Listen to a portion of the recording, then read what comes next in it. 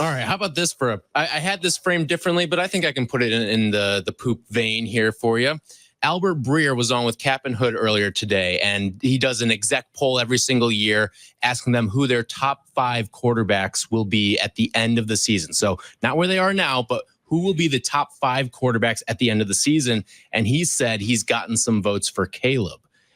First of all, how surprised would you be? And if Caleb is a top 3 quarterback in the NFL, like a consensus top 3 quarterback, would you eat poop? I'm not eating poop under any circumstances. Anything. No, I would do some. I would you could probably talk me into some things. Not eating poop though. Like if he's a consensus top 3 quarterback, there's some things I'd do after 1 year. Okay, but how surprised would you be if he is indeed a top 5 quarterback at the end of the year? I'd be surprised. I'd be surprised. I wouldn't be shocked. I'd be surprised though. Like I consider CJ Stroud. Not everyone follows CJ Stroud. He's more likely an anomaly, but I consider him. He was in my top 5 list after just 1 year. Top 3 is aggressive because Mahomes, Allen, and Burrow. It'd be hard for him to jump them. And Lamar, in one. If Lamar stays healthy, he usually has a pretty good regular season. Sure, and he'd have to be better than Stroud too. Jordan Love, obviously. Oh, come on. I'm just saying the obvious guy guys. for better than 4,000 yards and 30 touchdowns last year. Don't believe it. I'm sorry, it happened. You don't believe it happened, or you don't believe it'll happen again? Flash in the pan. Okay. You may be right. We won't know. He's going to be doing this for 10 straight years. And I'm going to be saying that's just a bigger mirage. I'm just playing this up. I would feel more like that if it wasn't LaFleur in the Packers. I know. That's what got me concerned. Yeah, I know. He's a good coach. All right. This was yesterday on the podium. Jaylon Johnson was asked about the hype train that's been surrounding the Chicago Bears this offseason. I mean, for me, I'm done buying into the hype, honestly. So, I mean, like I said before, plenty of times I've had some pretty good rosters and plenty talented, people in the locker room. Sometimes where, oh, yeah, this is our year. So, I mean, everything that we got in this locker room, it sounds good. It seems good. I mean, I've seen it.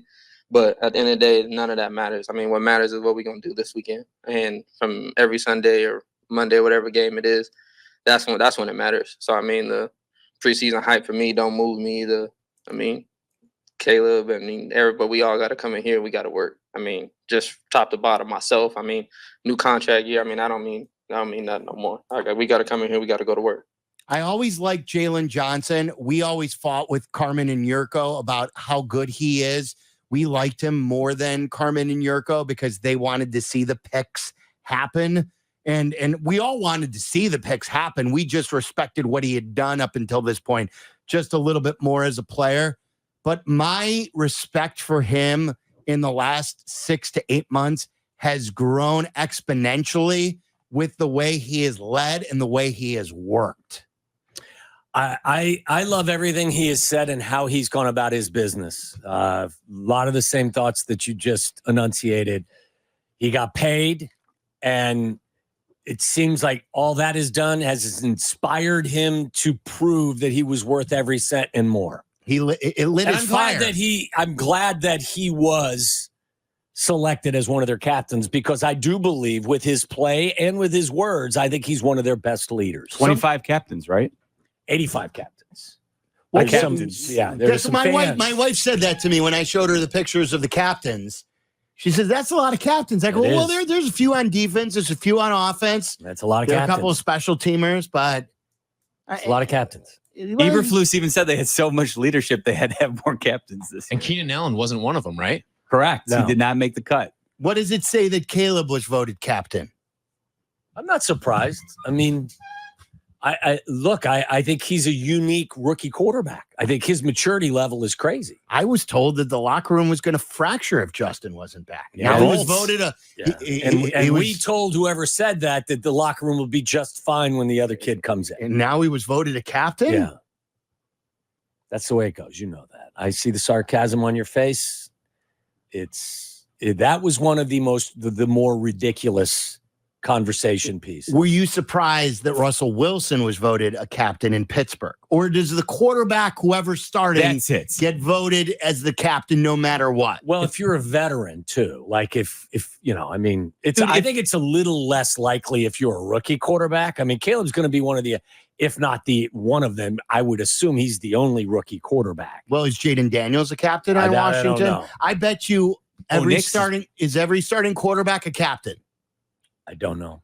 Did you Bo Nix is what? I was going to say, I bet you Bo Nix is a captain. No? Like, yeah, it's more alarming if you're not a captain. You're a starting quarterback. Yes. I wouldn't say that as a rookie.